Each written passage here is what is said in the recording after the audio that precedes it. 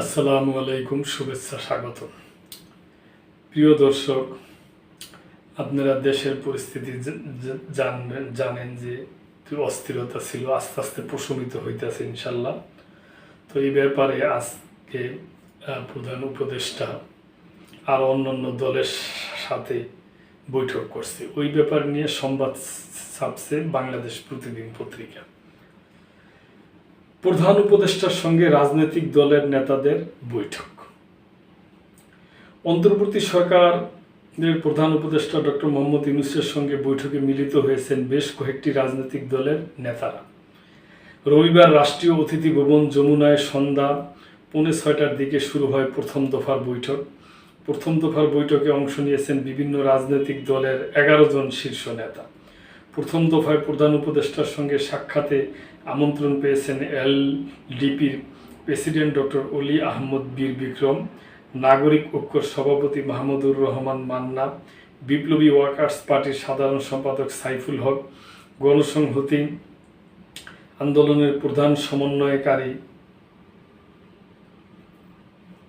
Zonayed Psaki, রাষ্ট্র সংস্কার আন্দোলনের প্রধান সমন্বয়ক হাসনাত কাইয়ুম, এবি পার্টির চেয়ারম্যান মুজিবুর রহমান মঞ্জু।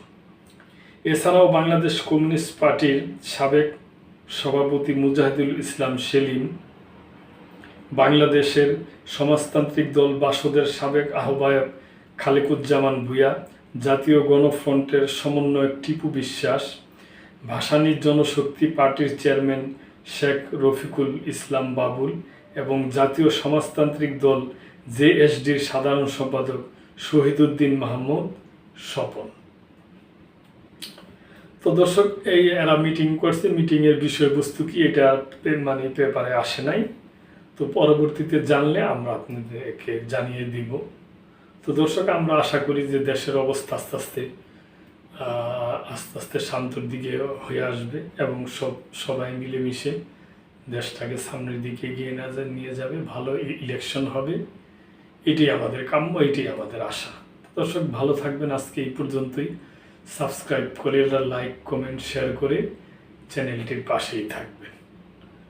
আল্লাহ হাফেজ।